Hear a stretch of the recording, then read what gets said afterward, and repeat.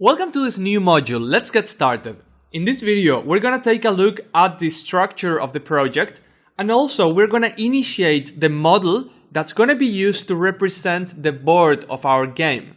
So we start with index.html, where we're including the phaser library and the other files that we need, our states, our prefabs, and main.js, the entry point of our application. Let's take a look at main.js.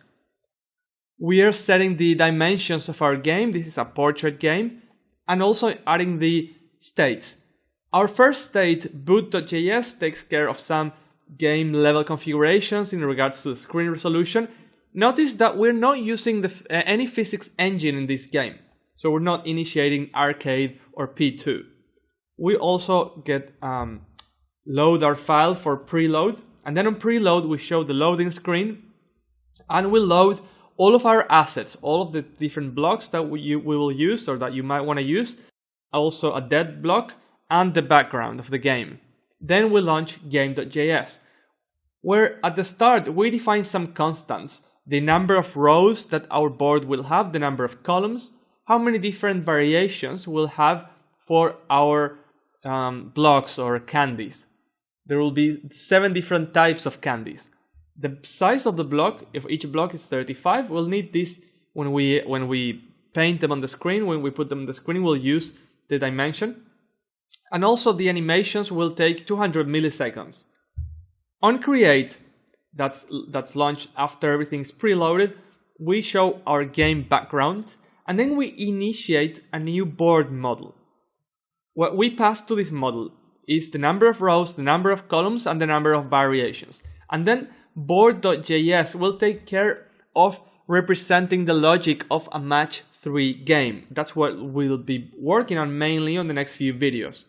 Before we initiate the board, let me just show you quickly block.js. It is simply a class that extends sprite. It receives some data parameters, including the image asset that will be used, and saves some values for later use. We'll be adding stuff here later on to represent how the blocks behave. So let's go now to board.js, that, as you can see, is not a class that extends anything from phaser. It is a plain JavaScript object. And what we keep track of is the state, the rows, the number of columns, the number of block variations, and we'll have 2 different grids. The first, the main grid, represents all of the blocks that you see on the screen, which will be rows, number of rows, and calls, number of columns. So you can have a 4x4 one or 8x8 or whatever dimension you want. And then we also keep track of a reserve grid, which represents blocks that only come when certain blocks are destroyed. For example, you destroy a block, and then a new block needs to come up from the sky. So those blocks are already created in reserve grid. So let's just initiate these arrays, and the value on each cell will represent the variation, and it will be 0 when it's empty. For example, if we have 6 different variations, these values can take numbers from 1 until 6, and then 0 will represent if it's empty. So what we need is to initiate this as a 2x2 array, as a multi-dimensional array. Let's do that. Let's create some indexes for our loop, and we will run this loop for each one of the rows. So we'll be creating each row at a time, 1 row at a time. Then, so for each one of our rows, we'll add a new array for the corresponding column. Grid.push, and we push in an empty array.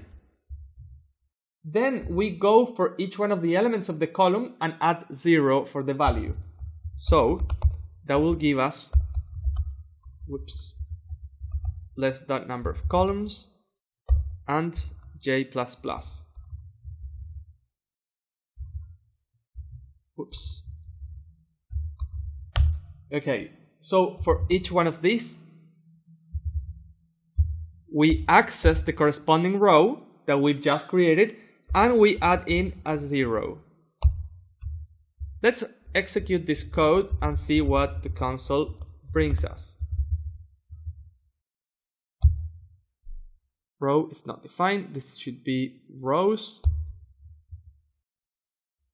So as you can see, each one of these elements represents a different row. So this is row number 1, the one on the top, then row number 2, and so forth. And then each one of those rows contains one value for each column. In our case, it's 8 by 8, so you have from 0 until 7. Then our reserve grid needs to have the same amount of columns, because we might need blocks in any column. But how many rows should it have? It should only have 5 rows, because you cannot destroy more than 5 blocks at a time in a match 3 game. That will make more sense if you play with the game itself. You'll see that always you can never destroy more than 5 at a time, because once you have 3, that creates a match and a chain, and they're all destroyed. So if you had 2 and then an empty one and then 2, and then on that middle one you put in the same one as the other ones, all 5 get destroyed. So there will never be more than 5 at a time. So for reserve grid, we should follow a similar approach, but we can set this as a constant, just so that we can refer to this number later in the code. Otherwise, we will forget what 5 means. And we'll do something similar to what we did in here, only that there will only be this amount of rows. And also, we are working now with reserve grid. We also want to show this at the end. Let's show reserve grid. So as you can see now, we have 5 rows for the reserve, and each one of those rows has 8 elements. So we've initiated our model. The next step will be to actually generate a random version of the games with different variations in each one of the cells, because now we have an empty grid, and now we need to populate both our grid and our reserve grid. So to summarize, our project is structured similarly to other Phaser projects out there, including the Phaser library, different states, different prefabs or custom objects, and then an entry point for our application. We're not using any physics engine in this game, so we don't initiate the physics engine in boot, as you might have seen in other tutorials. Then on game.js, we create a new model, and that board model represents the whole board, what the board and its logic is gonna be.